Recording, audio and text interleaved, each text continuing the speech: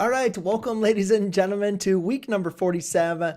Week number 47, Open Q&A. My name is Brian McLogan, and I am here to answer your questions. A quick little fun fact about me: I have actually only failed one class in my entire life, and that class was actually college physics. So I thought I'd start off this with just a quick little fun fact for you guys, and I do apologize. I had some issues with my cameras from there.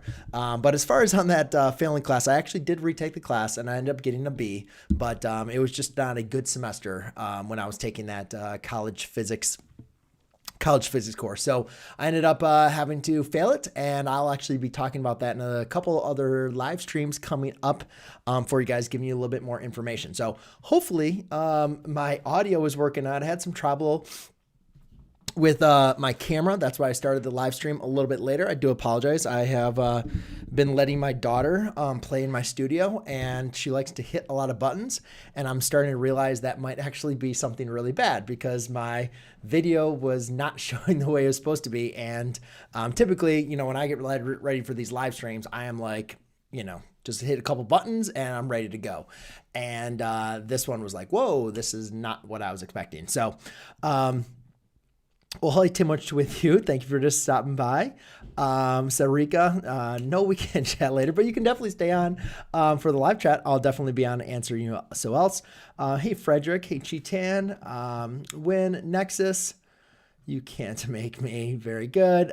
Sammy, King Stain, Francis, Sarika, Garlic Soup. Thank you so much, guys, for joining in.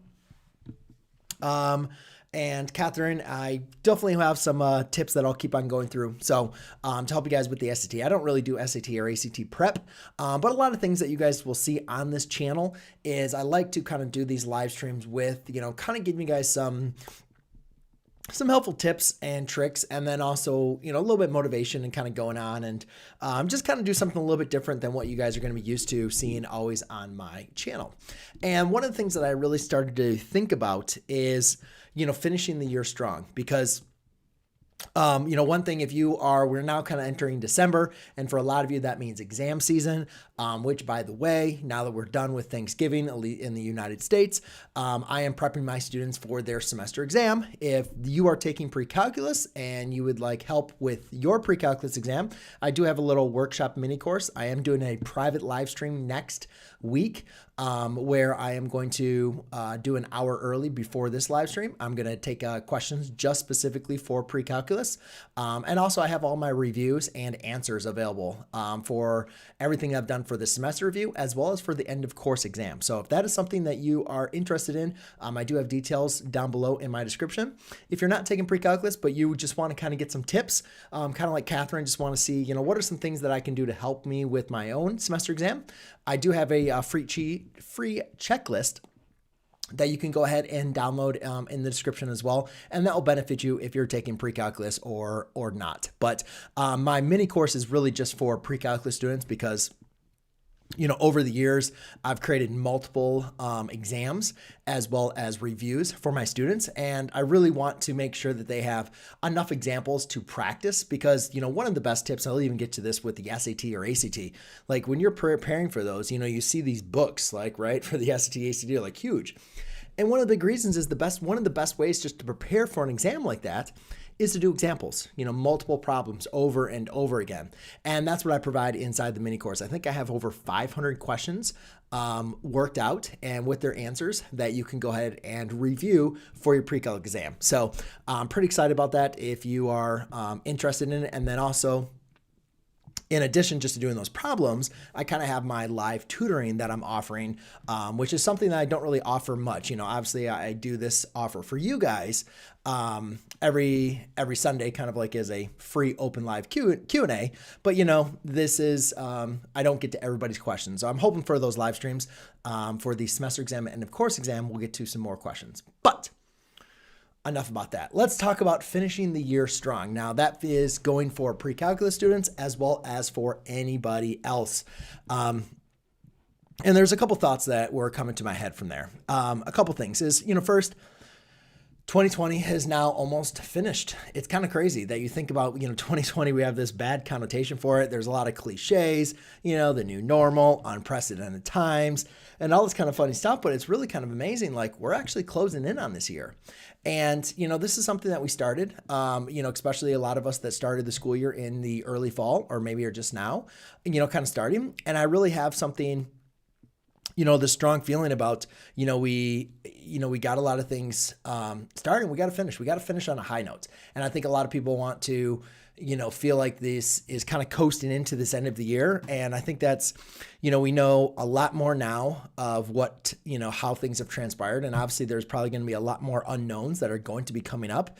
But I think that, looking into building into this next year and even to the next school year, that's going to start with how we start this year. And that's only going to begin if we start by finishing this year strong. So, no matter way how you can translate that is either with your schoolwork or if in your life, but do what you can to, finish this year on a strong note, meaning whatever you have started, we're going to go and finish it.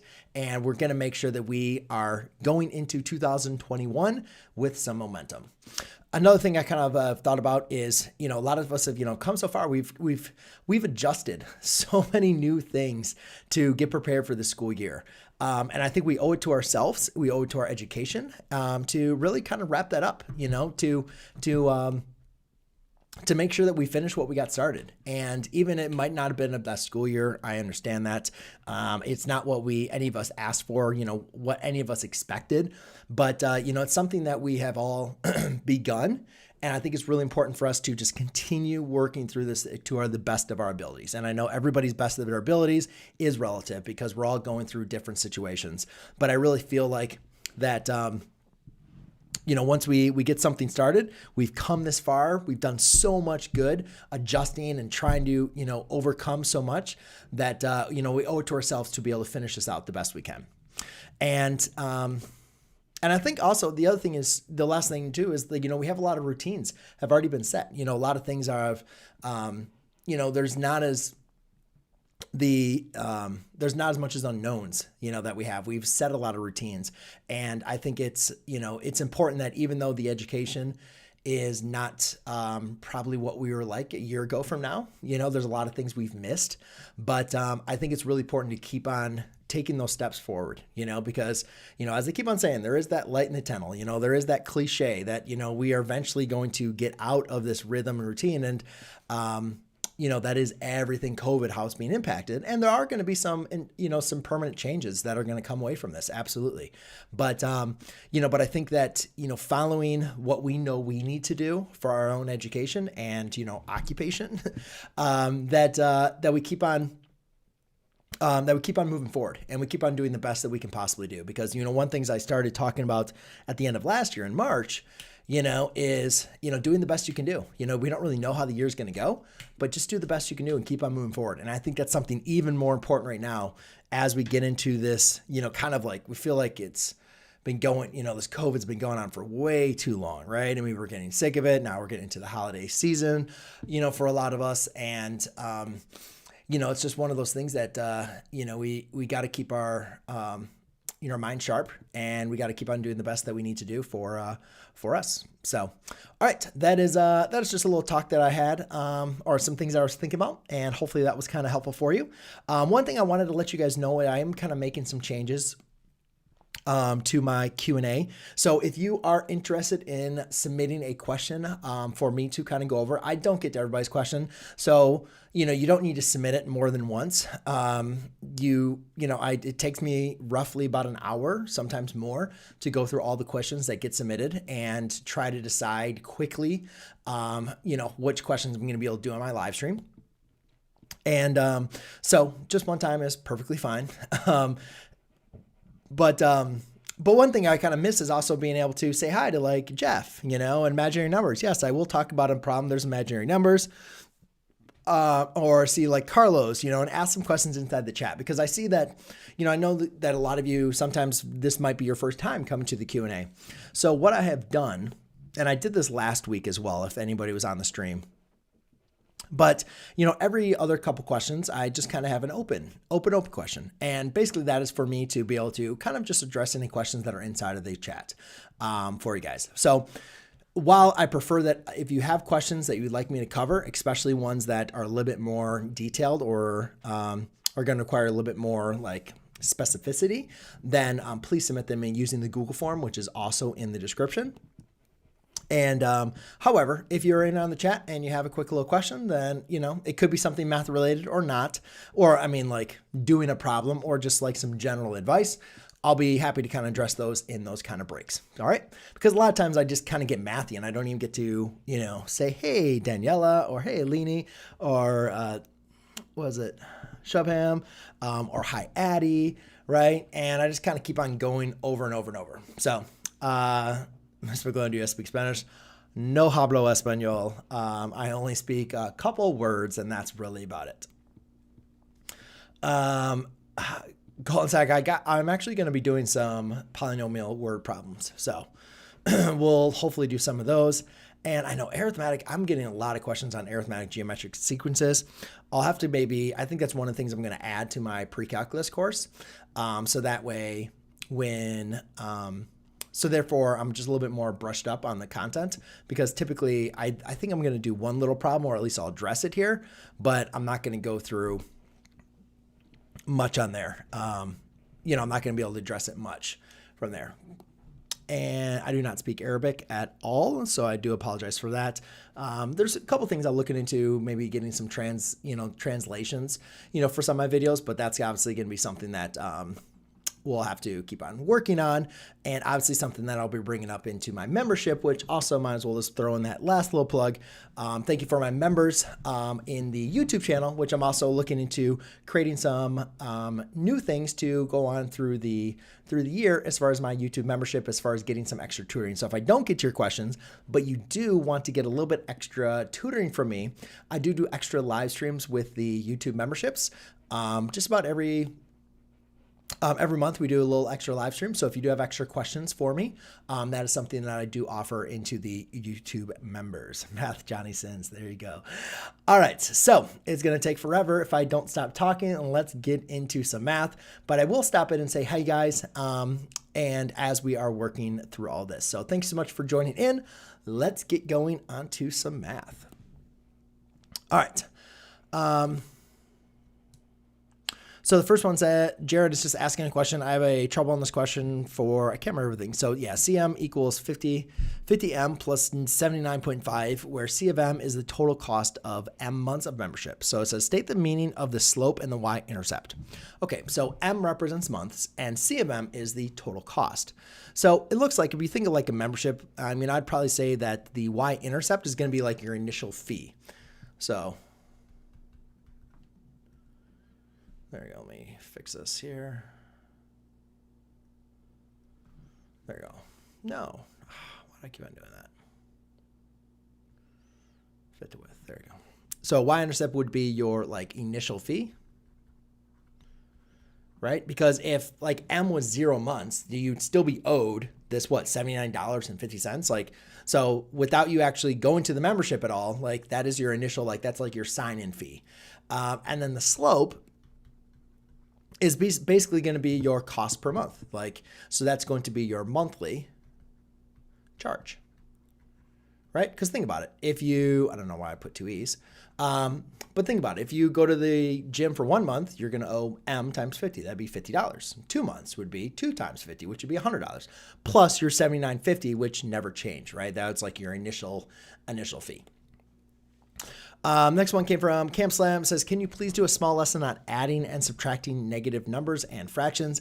I think I did this last live stream. I like actually kind of brought up my memory. So, because I remember somebody asking about adding and subtracting negative numbers and then fractions. And I'm like, well, I'll just do both. And I was like, so I think I kind of did already something like this. So let's do it differently just in case it's not. So let's do -1 minus, I don't know. -1 minus 5, and then I can just do, 2/3 plus 3/4, maybe something like this. So The best way, a couple things that I'd like you to think about when you're dealing with negative numbers, a couple things that I like to do. I like to, one, rewrite negative numbers as an addition problem. So rather than doing subtraction, I can rewrite this as plus a negative 5. All right. And then the other thing I like to think about is when you look of a negative, change the word for negative as O. Okay. So the way I like to think about this is rather than you like negative 1 plus negative 5 or negative 1 minus 5, think about it this way. Like you owe me $1 and then you borrow, right? You owe me again another $5 more. Or you owe me $1 yesterday and then you owe me $5 today. Like how much do you total owe me? So that'd be a negative 6. The only other thing that I would recommend, also like when you do that is, again, when you have like a double negative, right? That's just going to be a minus a negative is the same thing as negative 1 plus 5, right? That turns to an addition problem from there. So I think if you can rewrite your subtraction problem as an addition problem, that's going to help you out the most. Moving on to a fraction problem, the main thing with fractions is you got to find the common denominators. The fastest and easiest way to find the common denominator is to multiply your two denominators. And there's a lot of tricks. That's not always going to be the least common denominator, but if I'm just going to give you a quick little trick, the least common multiple of my denominators is going to be the product of my two denominators, which in this case is going to be 8 over 12 plus 9 over 12. And therefore you add them up and that gives you a 17 over 12. So if you don't find the least common multiple at first and you just multiply your two denominators, then you'll probably have to do some extra simplifying. But if I'm just trying to give you a quick little advice, you've got to make sure when you're adding and subtracting fractions that you have common denominators. That is not the same for multiplication and division, which we'll get to. So as far as the arithmetic and geometric sequences, the student was asking, like, given 2 points, find the equations. Okay, well, the problem with me covering these is I don't remember the formulas for these two because I don't currently teach it at all. And so it's been a while. And I don't really have a lot of time to go back and review all of these concepts that I have taught, in the past. The best thing I can recommend, for you is for both of these sequences, you're going to have to find a sub 1, or you're going to want to find a sub 1. That is going to be your first term.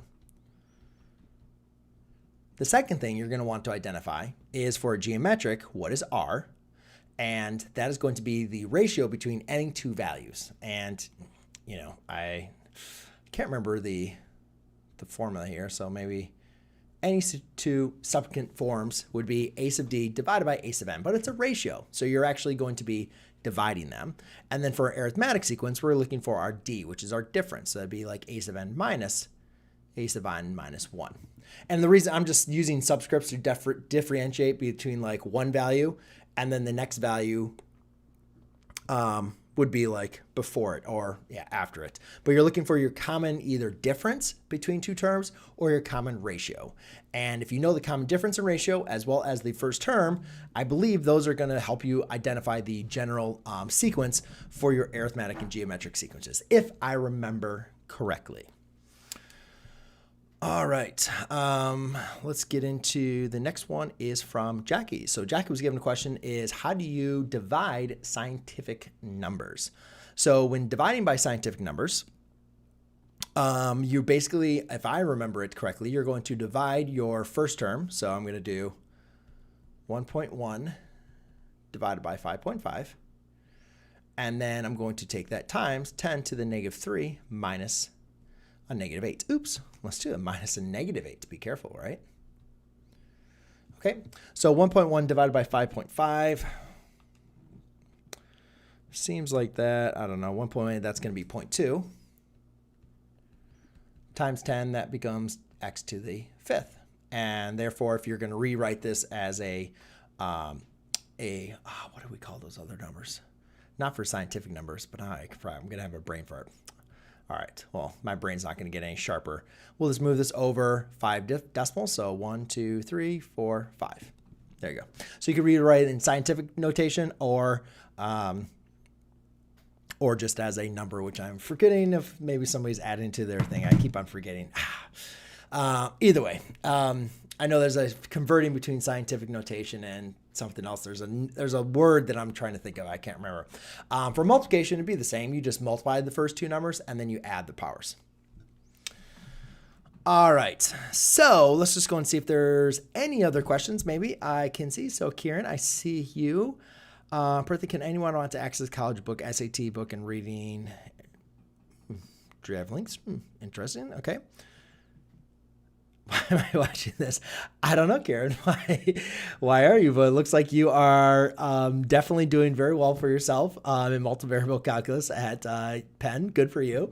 But hey, I am just here having a little fun on a math live stream. So I appreciate you hanging out tonight.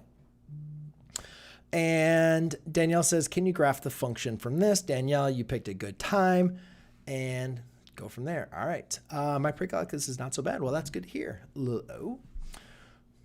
I don't belong in that class. Yeah, pre-calc can sometimes be difficult. Sometimes it's really, there's so many different variations like the pre-calculus. After teaching pre-calculus or after teaching calculus, I changed a lot of the way that I teach pre-calculus, deciding on content, what content I wanted my students to know and what type of content I didn't. And I think a lot of times, sometimes teachers we get used to teaching students stuff because, it's either stuff we learned when we took a certain class or what we want them to know, or that's just interesting. But not only is it really the most relevant and best stuff to really let them know about, or that they really, really need to learn.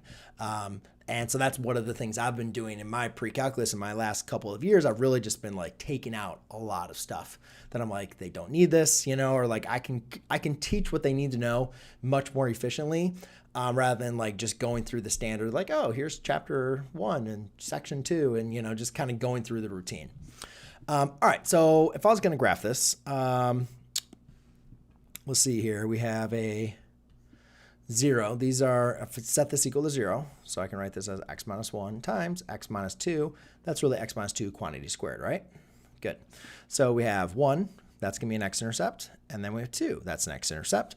The multiplicity here is, so if I was going to find the zeros, we can say x equals 1 and x equals 2. That has a multiplicity of 2, meaning it's going to bounce. This has a multiplicity of 1, meaning it's going to cross. Next thing we need to do is we need to look at the end behavior. If I was going to expand this out, that would be an x cubed, ... Okay, so that means it's going to fall to the left and rise to the right. So since the graph crosses and bounces, it would look something like that. Why would you do that to me? There you go. We could also kind of verify where this y-intercept is, because remember the y-intercept is when x equals 0. So you could just say, y instead of f of x equals 0 minus 1 times 0 minus 2 quantity squared. So that becomes a -1, and this would be times 4. So this would be -4. So you could say the y-intercept is going to be at 0, -4, which would be like right there. 1, 2, 3, 4. There you go. So that point is 0, -4. And there you go. That would just give you a little bit closer to where that's at. I'm good for finals, 100%. Oh, sweet. I have 100. Awesome. All right. Morgan says, Morgan was asking how to multiply these out. And then she said something about, cross multiplying. And I'm like, I would be happy if you never said cross multiplying ever again. Because I think that's one of the most common uses of confusion that I've seen students make. So please just, you don't need cross multiplication. If you understand why cross multiplication is bad, then you can use it. If you don't understand why cross multiplication is bad, then I just recommend you not using it at all. Kind of forget it from your memory because it's not worth it as far as the trick from there. The best thing when you are dividing, this is a division problem, is to rewrite it multiplied by your reciprocal. Okay, so we have some included values for us. That's great. Those are the values that make our denominators equal to 0 for multiplication or for division. And then from here, since it's already factored out, you could rewrite this as one big multiplication problem, or we can just apply the division property from here. So, those are going to divide out. Those are going to divide out. And my k minus 4s are going to divide out. Leave me with a 10 over 5, which reduces to a 2. So this answer is just going to equal 2. And there we go.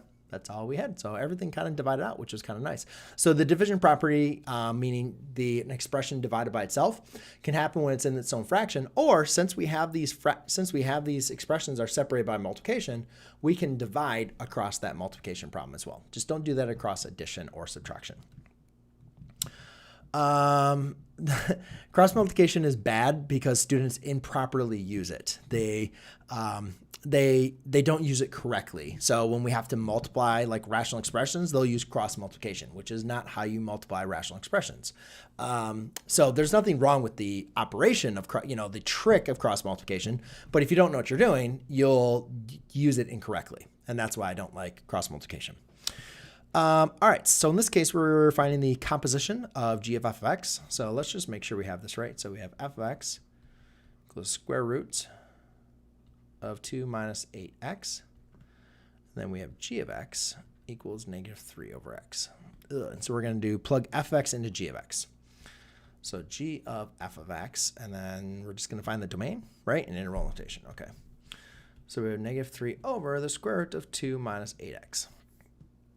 Okay, so not only do we have a radical in the denominator, but we have a variable in the denominator. So typically for a radical, we always want to set the radicand greater than or equal to 0 for finding the domain, because that has to include all positive values.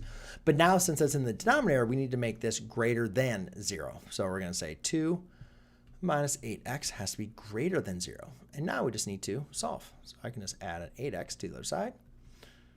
So 2 is greater than 8x. Divided by 8, divided by 8. 4 is greater than x. So therefore, x is less than 4. So using a kind of like number line here, you could say, all right, so here's 4. X has to be less than 4, so that's going to be open circle from there. So by interval notation, I could say the domain is going to be from negative infinity to 4. And then, again, that's going to be a open circle, so therefore that's going to be a parenthesis. Ruben asked a question, is simplifying these with your imaginary numbers. So remember, the imaginary unit is the square root of negative 1. That's going to be my I. So for this first problem, I can take the square root of negative 2, going squared, and I can say, well, I could rewrite this as the square root of negative 1 times 2 squared, right? Which is really equal to the square root of negative 1 times the square root of 2 squared, which is really equal to I square root of 2 squared. And now this is just equal to I times square root of 2 times I square root of 2. So when you do that, you get I squared, and then square root of 2 times square root of 2 is square root of 2 squared. Now I'm spending a lot of time going through this, but a lot of times people are like, why did you do this? Or how did you do this? Because I could easily do this in like one step, right? But I want you to kind of see where this is coming from.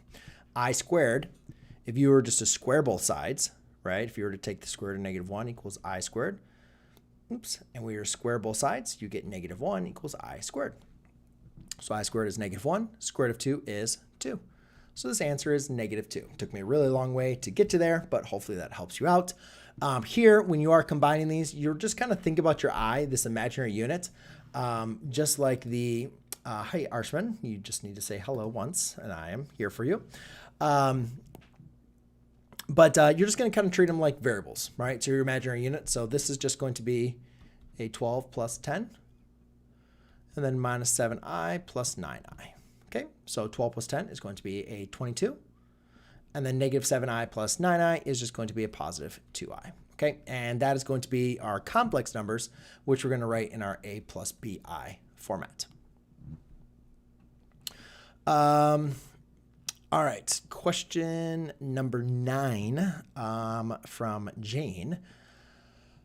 Says find the center vertices focus length of this. Okay, so we have y plus 4 y squared minus x plus 3 over 4 equals 1. Okay, so it's in our form.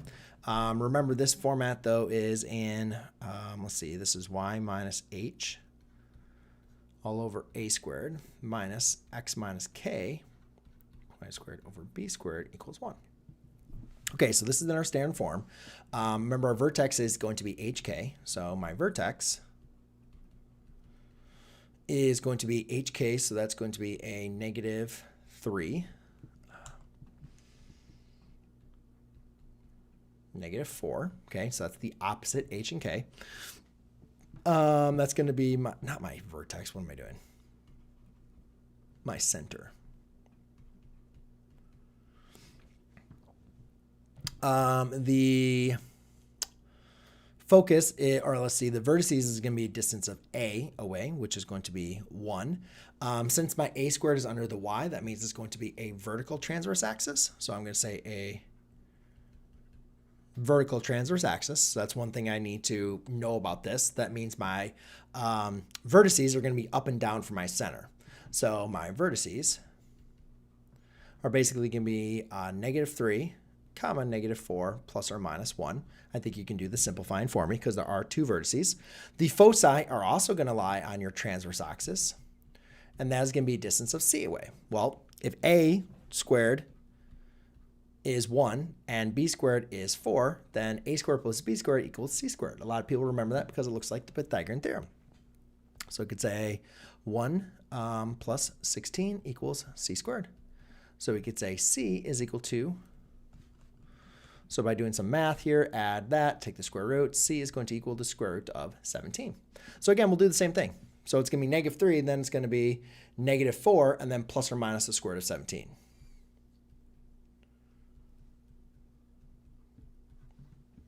And there you go. And I forget the Latus rectum and the asymptotes. That's going to be the equation. So I don't remember the Latus rectum. I don't teach that in mine, so I kind of forget the equation for that. Hopefully, once you identify, A is 1, B is 2, and C equals square root of 17, it's just another formula. The asymptote, hopefully I do remember that. That's going to be, for vertical, that's going to be B over A over B. Y equals A over B plus or minus X minus H plus K. I think. Is vertical A over B? I think so. I don't really remember, so I'm going to go over that. So that's going to be plus or minus 1/2 X minus 4, so that'd be X plus 3, and then plus K, which would be a minus 4. No, that's going to be the same value as that'd be X minus H, and then plus K would be X minus 4. Yep, there you go.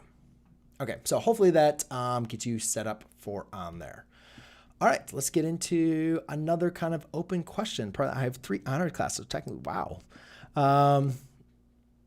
Derek, well, hello, Derek, and 72177A Tony. Kiona, anyone in engineering? I could not handle engineering. Good for you, OCG. Good for you. Good grade point. I never stood weighted GPAs. Can you please have playlists for math levels? For example, beginning algebra. I do have those, Evelyn. If you go to my YouTube channel, in playlists, I have everything broken down into algebra 1, pre-algebra, geometry, algebra 2, pre-calculus, calculus, college algebra, and that's about as far as I go. I don't have any more advanced maths, but that is definitely something that I want to get into. See, Derek, real quick, what's your opinion? What's the best way to learn simplifying product and quotient of square roots?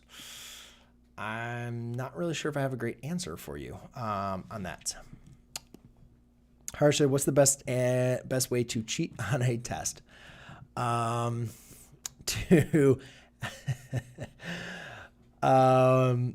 I think it would be a cheat sheet and put everything on a cheat sheet and study it and memorize that cheat sheet. I actually allow my students to use a cheat sheet, but I'll save that for another live stream for on there. But yeah, I think as far as those formulas and all those kind of things you need to know last minute, I mean, write them down, put them on a cheat sheet. I wouldn't cheat with them, but I call this legal cheating, and that's something that I'm talking about. That's something I'll be talking about here in a later stream. But yeah, I'd write down everything you'd want to know. Like if you did have a sheet of paper and you could have it with you as you took your test, write all that stuff on there. I literally call it a cheat sheet inside of my classroom for you on there.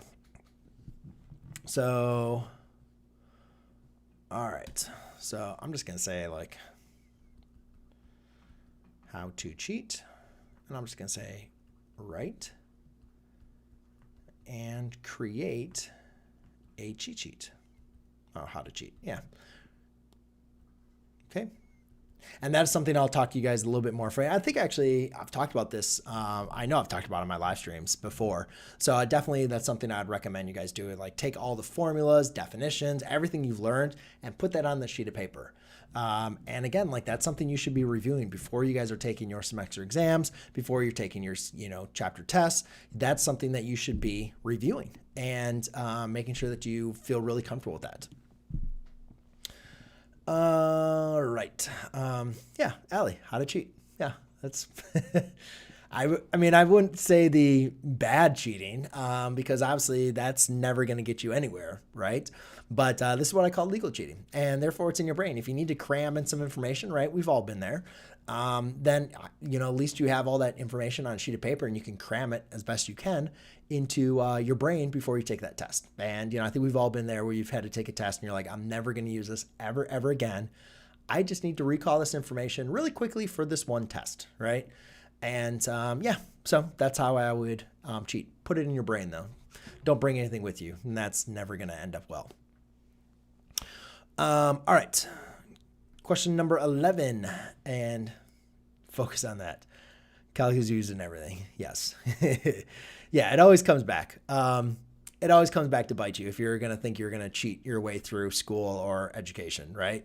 It's always going to come back to bite you. So that's why a lot of my students use the cheat sheet. And I'm like, hey, I'm not here to, I don't want you to be memorizing stuff that you're not going to use. Like, use the cheat sheet and to the best of your ability, because it's not going to make you pass the test. But you're going to need to know what you're doing. But all right, so let's move on. So this one's from Rizit. And it says, a baker wants to make an open box, store containers for updating birthday cake from a 16 by 18 piece of cardboard to form a box. The rake will cut equal X length and width from each corner and then fold up the sides. Roll on the answers. So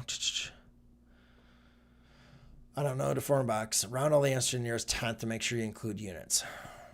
I don't know what the question is asking for, so I'll just show you what you're doing. And to form a box, yes. Okay, so I'll at least set up the problem for you. Maybe we need to find the volume or something like that. So you have a 16 by 18. Okay, so this is a very common problem that happens in a lot of mathematical textbooks. Okay, so we have a 16 by 18, piece of cardboard, right? And to make a box, what they're going to do is they're going to cut out these little boxes, these little squares. And that's going to be X, right? And that's X. Okay, so they're going to be equal portions. So what that's going to do is, if I have my three-dimensional drawing skills ready to go,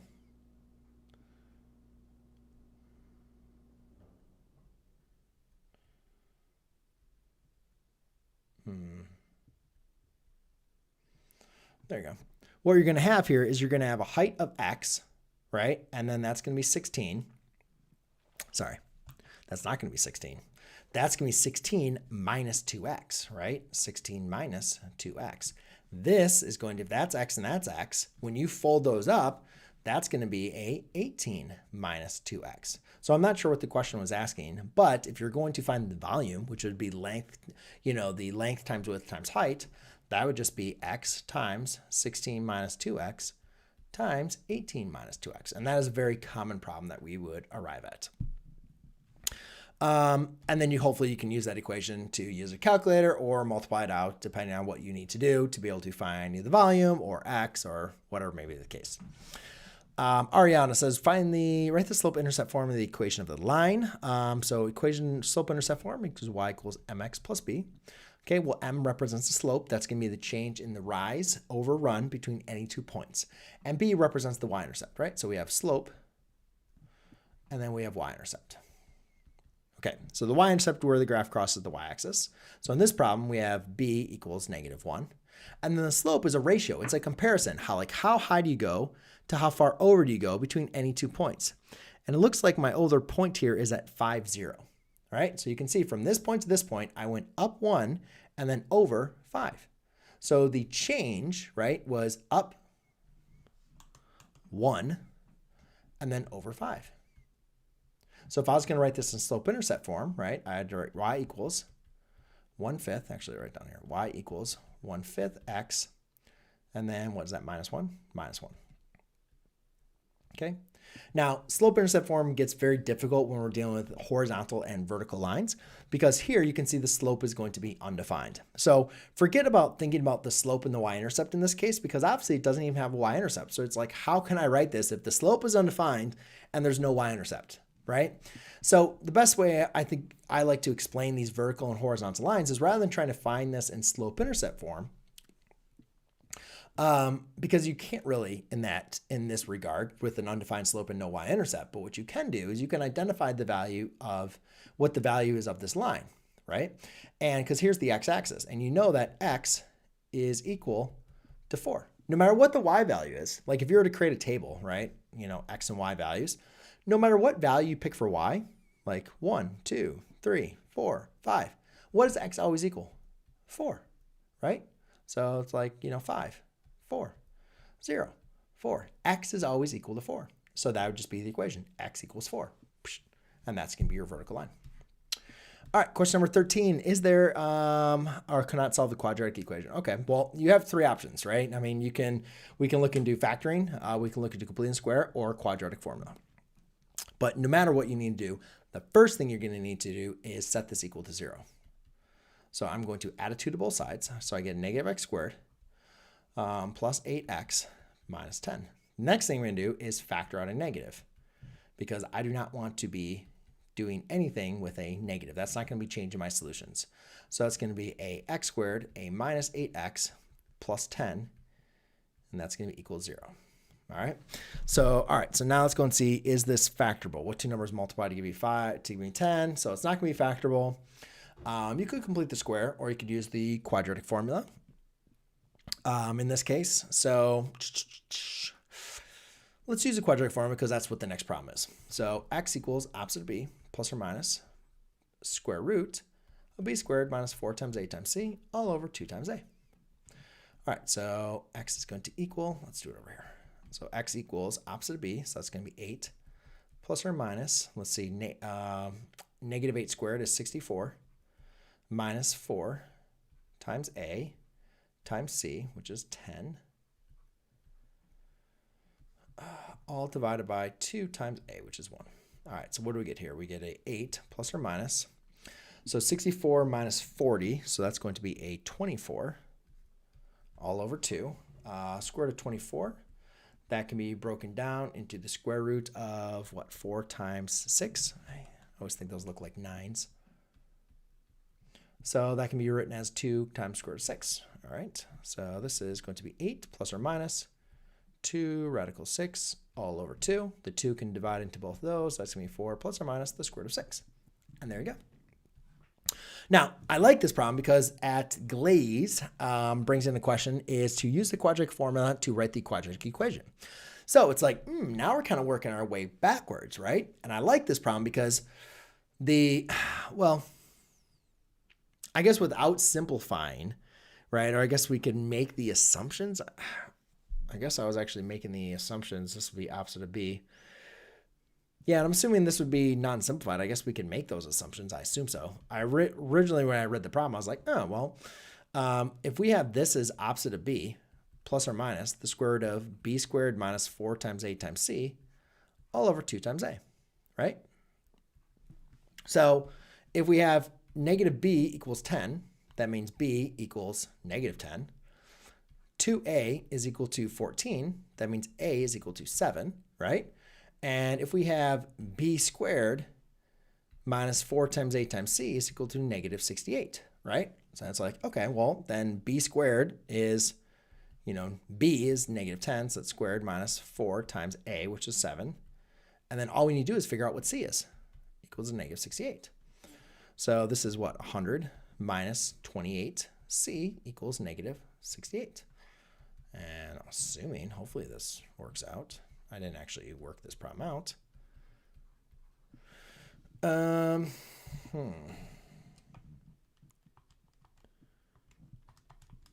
it. I'm not sure if I would. I'm not sure. I'm not sure if that simplified version would work out then. Because that's not going to give me a whole number for that. minus b squared minus 4 times a times c. I'm wondering if we, sorry about that. I was looking at the problem and I originally was thinking it would be a faster solution than I was thinking. But now I kind of have my doubts if that might be the best way to get about that.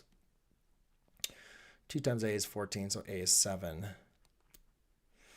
Unless I made a mistake and anybody's seen that mistake, I'm not really sure. Where'd I get, oh. How did I get to, I did make a mistake here, so maybe that would change things.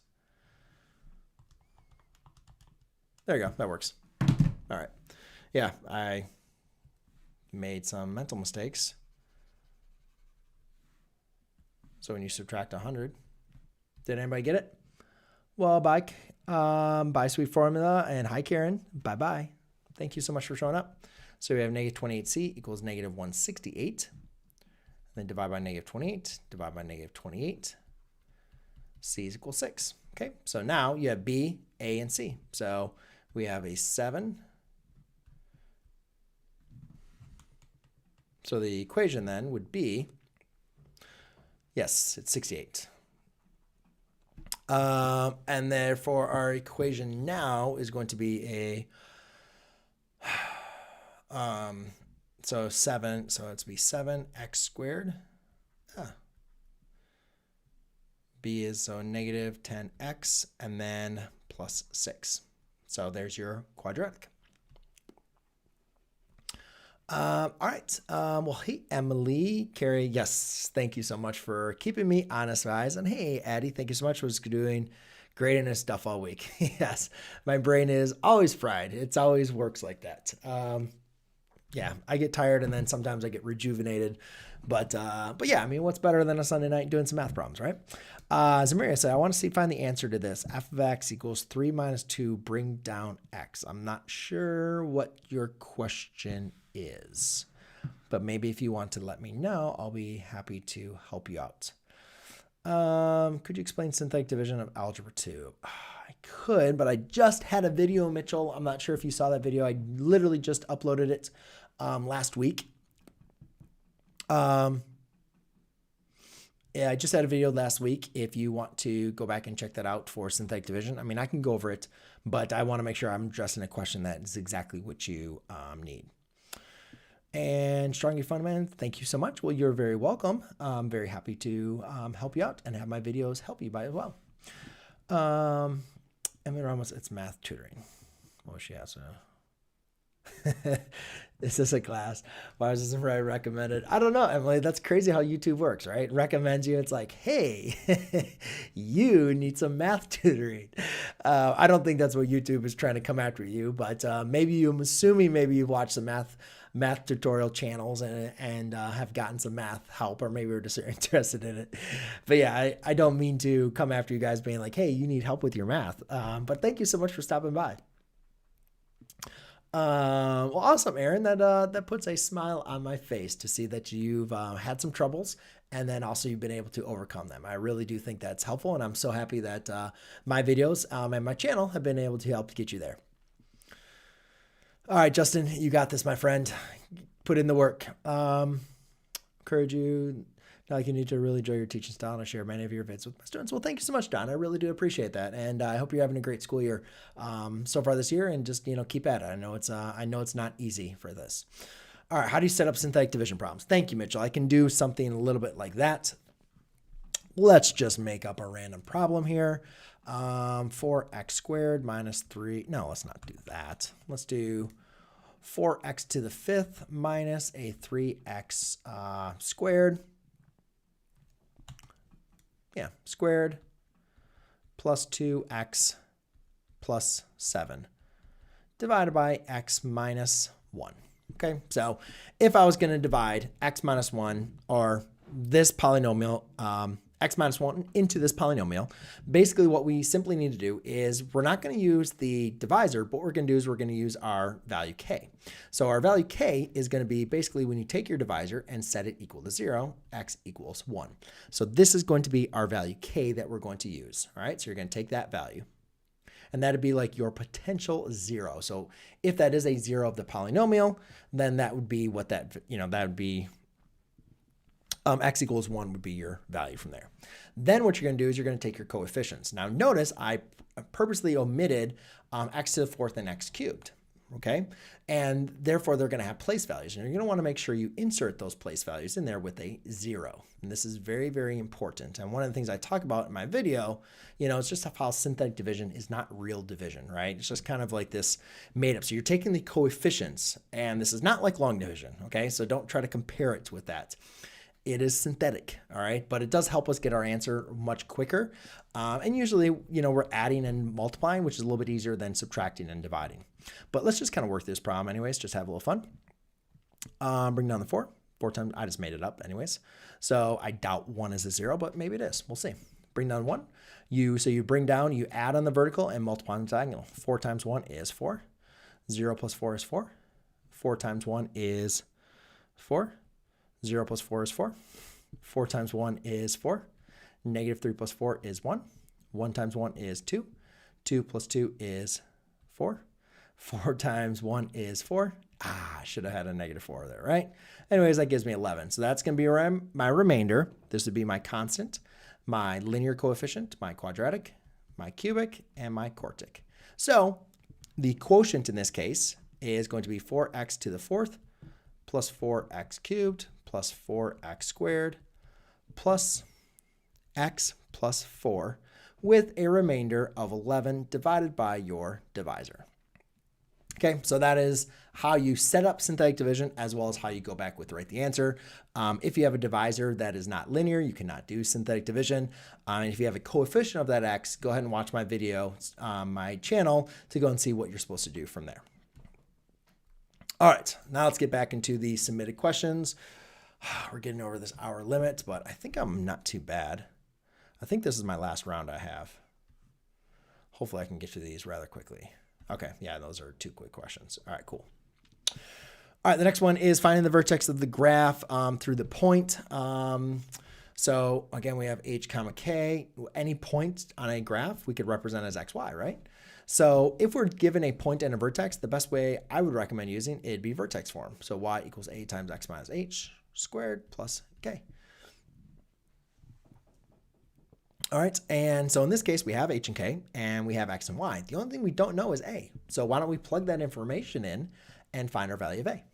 So I can say, all right, so y is 4 equals a times x is 1 minus h, which is 2, squared plus k, which is 1. All right, so now we can just simplify this. That'd be a negative 1. Negative 1 squared is 1 plus 1. And therefore, a equals 3. Ooh. Okay, so now we're going to write the equation for all the set of points. So we're not going to use our x and y, but we'll still use our same vertex. So I'll say y equals a, which is 3, times x minus 2 squared plus 1. And there you go. So just use the fact of the vertex and the point to plug them into vertex form. Again, there's another question came in. So again, kind of same thing with that. I'm not sure. I got a lot of these questions, so I'm not sure if these were all from you, Silverblue. But a lot of the same question as far as what to do with this box. But just a reminder, you only need to submit one question to me because I will see them all multiple times. This one does give us the volume though, which makes sense of being like, oh, okay, well, now we can actually solve for x, which I'm not going to do for time purposes, but I'll set up the equation for you. Now this one's a little bit different though than the last problem because this one says it's a square. So that means all the sides here are 12 and 12, right? But again, that's just a square piece of metal, right? So these values are still going to be x and x. So again, as we draw our nice little box here, using my skills,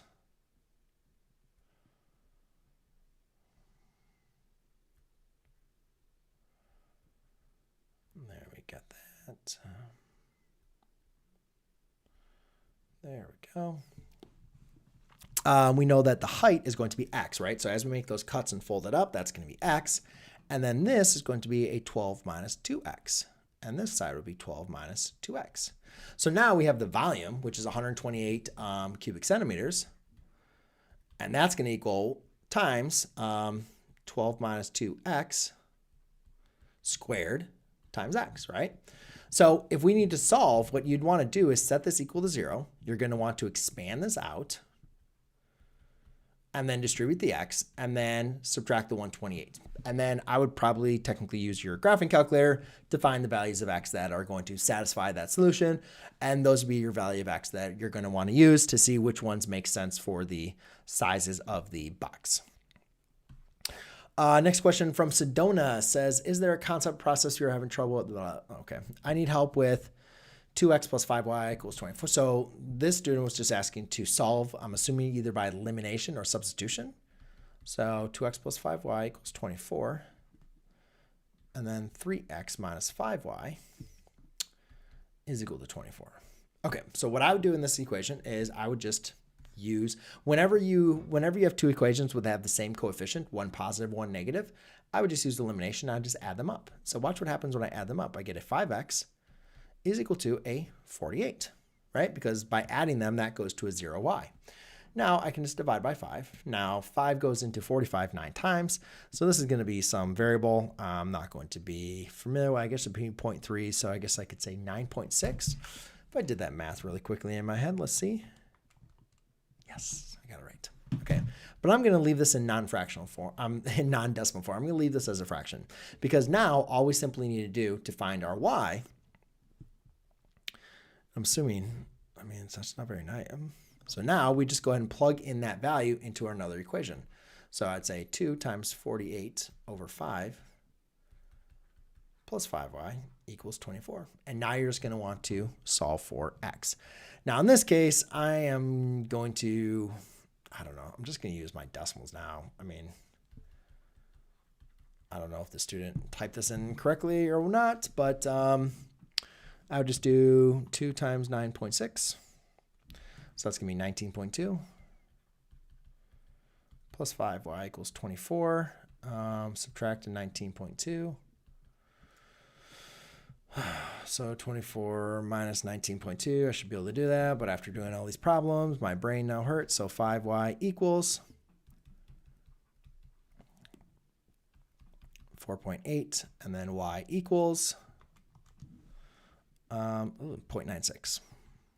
Okay, so dealing with decimals, I mean, but hopefully you have a calculator available to you because, you know, I prefer to always use fractions. But in this case, it just didn't make sense anymore. It just would have been a little more advanced. But if I didn't have a calculator, I would have kept everything in fractions. All right, Rick asks a translate question. So the sum of 8 less than a number and twice the number is 4 more than 4 times the number. What is the number? Okay, so let's go through these translating equations. So it says the sum, right? So that's add of 8 less than a number. So 8 less is going to be subtract, right? So we're going to be adding some quantities. So it says 8 less than a number. All right, so we have the number 8 less than a number. I don't know what the number is, so I'm going to say that's x. So 8 minus x. So it's the sum, though, of, okay, so the sum of, that's going to be grouping. So when I use the word of, that's 8 less than a number, so that's grouping. And, so that's what I'm going to be grouping that with. So 8 minus x, I'm going to find the sum of this and something else. So I'm going to use plus. Twice the number, so that's going to be 2 times that number is, when you see is, you should think of equals. So twice that number, that's going to be a 2x. Okay. And then is, I'm going to think equals 4 more than 4 times. So 4 more, that's plus 4. And then 4 times would be multiplied by 4, right? So 4x. So it's a 4 more, so 4x plus 4, right? So 4 more than 4x.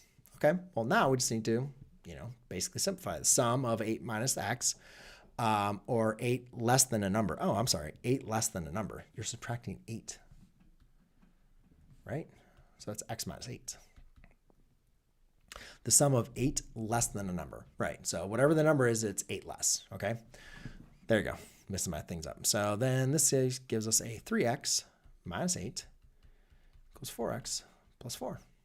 All right, so we can add the 8. Subtract the 4x, subtract the 4x. So negative x equals 12. X equals negative 12 is what I am getting. All right. Well, hey, Michael, Arcade Master, Kiana Mapalo, Nicholas, how do you get good at math practice and do live streams for an hour every single night? No, I'm just joking. But yeah, I'm just joking with you. But yeah, it just comes with a lot of practice. And Renato, hey, buddy. How are you? Well, I'm so happy to see that you passed your differentials equations. Good for you. Krishkan, can somebody answer a question I have via Discord? Well, Chris, I would always recommend that you also answer some people's other questions in Discord. If you have not already. I'm not sure if you did or not. I'll go ahead and I try to get to Discord as much as I can, but you know, it's always difficult. But I do always ask that you guys, you know, as you're submitting questions, you know, especially like the same thing when you guys submit questions even to me on the Google form, you know, if it's easy and simple to like understand what you need help with, then it's more likely to be shown on the live stream. Like if I don't understand what your question is asking, I don't understand what you need help with. I mean, those are the problems that I'm going to move on. Or if you ask me like, you know, do all of these. I'm like, I'm not going to be able to, I'm doing a live stream. I'm not going to be able to do 20 different problems, you know, for you, or do 5 different examples of those problems. So, you know, if nobody's answering the question, maybe try to go back through and make sure that it can be, you know, that it's very direct. And so therefore you're asking something very specific that people can go ahead and help you out with.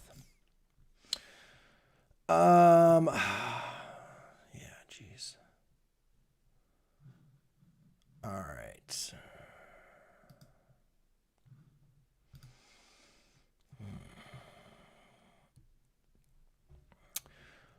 All right. No worries. Vishu got taken care of. All right. So I saw completing the square, and we were taking the AP Calculus BC. Do you teach programming? I do not, unfortunately. I do not teach programming. I did see the completing the square though, Mitchell. Thank you so much for that. I'll go ahead and maybe do that one on my last open thing. So I'm confused with completing the square problems like this. Solve it? Sure, why not? So we have x squared minus 8x plus 5 equals 0. Okay, so our main goal here is we need to create a perfect square trinomial. And the perfect square trinomial we're going to want to create here is this. Now, the reason why we want to create this perfect square trinomial is because this can be factored down into x minus 8 quantity squared. Okay. Now, for graphing, it's very helpful because that's in vertex form, and we understand vertex form as far as our transformations. For solving, the reason why we might want to do this is because we can use our inverse operations rather than factoring, right? So factoring across irrational or complex numbers can be confusing. So therefore, using inverse operations can be helpful when something's not factorable by its integers. You could also just convert to, you know, quadratic form, which I prefer to do for solving. So a couple ways to create this is, one, you could just identify I need to add a 64 to create this. Or what we could do is take our b divided by 2 squared, which is going to work for all values. So for all b values. So negative 8 divided by 2 quantity squared is equal to 64. So this is x squared minus 8x. Add a 64. And then don't worry, you still have the 5 here, right? And then if you add 64 on the left-hand side, you need to add a 64 on the right-hand side. Then we'll subtract the 5 here. This is now factorable to x minus, not x minus, what am I doing?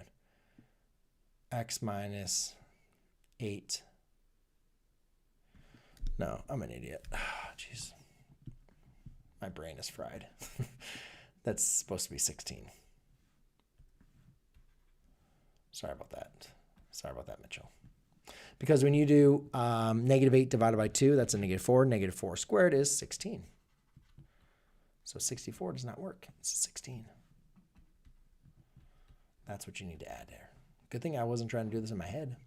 So this becomes a x minus 4 quantity squared equals 11. And now you can just use the inverse operations. So you take the square root of both sides. X minus 4 equals plus or minus the square root of 11. And then you add 4. So x equals 4 plus or minus the square root of 11. All right, Angelica says solutions to single equations when they're in 2 variables. I think she was asking something about like when, she was also asking like when there's no solution, or or infinite many solution. So I think to understand that, you need to understand one, like why do we have that for systems of two equations, right? Because typically, you know, when you have a system of equation, like your solution is where they intersect. So if you have no solutions, that would be parallel lines.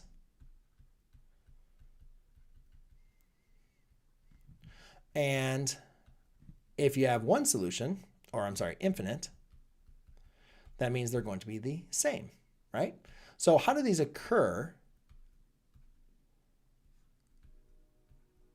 How do these occur in algebraically? Well, let's just go ahead and maybe do a system of equations that would have the same slope but different y-intercepts. Like for instance, y equals 3x plus 5 and y equals 3x minus 5. Okay, so if you were to go ahead and combine or subtract these two equations, okay, so you use elimination just to subtract these. And put this over here. Well, again, whatever. Let's put a little sidebar here. Okay, so this would give you a 0 equals a 0, and then this would equal plus 10. So you have 0 equals 10. Well, that doesn't make any sense, right? So that's how you know there's no solution. So when you go ahead and use the systems of equations or elimination and substitution, and you get an equation that's not true, then you know there's no solutions. For instance, their infinite equation, if you're going to get like something, I don't want to do another example, but if you were to, I